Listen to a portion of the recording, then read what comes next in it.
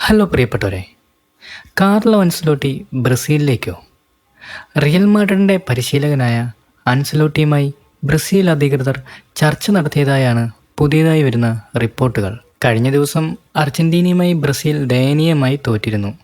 അതിനുശേഷം ബ്രസീൽ ആരാധകർ ഉൾപ്പെടെ വലിയ രോക്ഷം സാമൂഹ്യ മാധ്യമങ്ങളിലടക്കം പങ്കുവച്ചിരുന്നു.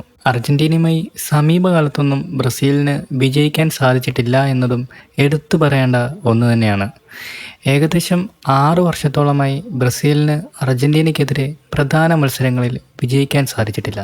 കൂടാതെ മാറി മാറി വരുന്ന കോച്ചുമാർക്കൊന്നും തന്നെ ബ്രസീലിനെ പഴയ പ്രതാപത്തിലേക്ക് തിരികെ കൊണ്ടുവരാൻ സാധിക്കാത്തത് ബ്രസീൽ നാഷണൽ ടീം ഇപ്പോൾ നേരിടുന്ന വെല്ലുവിളികളിൽ ഒന്നായി മാറുന്നു. ഇക്കഴിഞ്ഞ വേൾഡ് കപ്പ് ക്വാളിഫയേഴ്സിൽ ബ്രസീലിൻ്റെ പ്രധാന താരമായ നെയ്മറിന് കളിക്കാൻ സാധിച്ചിരുന്നില്ല.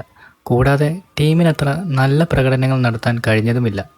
1-2 കളികൾ മാറ്റി നിർത്തിയാൽ വലിയ ടീമുകളുമായെല്ലാം ബ്രസീൽ വളരെ പരിതാപകരമായ രീതിയിലായിരുന്നു കളിച്ചിരുന്നത്. പക്ഷേ നിലവിൽ പുറത്തുള്ള പ്രധാന ക്ലബ്ബുകളിൽ മികച്ച രീതിയിൽ കളിപ്പിച്ചുകൊണ്ടിരിക്കുന്ന പരിശീലകരെ തേടുന്നത് ബ്രസീലിനെ സംബന്ധിച്ച് മികച്ച ഒരു ഓപ്ഷനായിരിക്കും. അങ്ങനെ നോക്കുമ്പോൾ കാർലോ അൻസലോട്ടി ഒരു നല്ല ഓപ്ഷനായിരിക്കും. പക്ഷേ എത്ര കാലത്തേക്കെന്നത് വലിയൊരു ചോദ്യമായി അവശേഷിക്കുന്നു.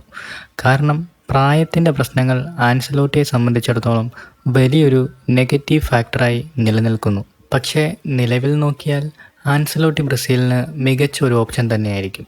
കൂടാതെ ജർമ്മനിയുടെ ജോക്കിൻ ലോ മികച്ച ഒരു ഓപ്ഷനാണെങ്കിലും വേൾഡ് കപ്പിലെ 7 എന്തായാലും ബ്രസീൽ ആരാധകർ മറക്കാനിടയില്ലാത്തതുകൊണ്ട് ആരാധകർക്കൊരു പക്ഷേ അതൃപ്തി ജോക്കിൻ ലോയുടെ കാര്യത്തിൽ ഉണ്ടാവാൻ സാധ്യതയുണ്ട്. എങ്കിലും നേരിയ സാധ്യത തള്ളിക്കളയാൻ പറ്റില്ല. എന്തായാലും പുതിയ കോച്ചിനെ തിരക്കിയുള്ള അന്വേഷണം നിലവിൽ ബ്രസീൽ ടീം ഉടനെ ഒന്നും നിർത്താനും സാധ്യത കാണുന്നില്ല. എന്താണ് ഇതിനെക്കുറിച്ചുള്ള നിങ്ങളുടെ അഭിപ്രായം? കമൻസായി രേഖപ്പെടുത്തുക. കൂടുതൽ സിനിമാ കായിക വിശേഷങ്ങൾക്കായി ഈ ചാനൽ സബ്സ്ക്രൈബ് ചെയ്യുക. താങ്ക്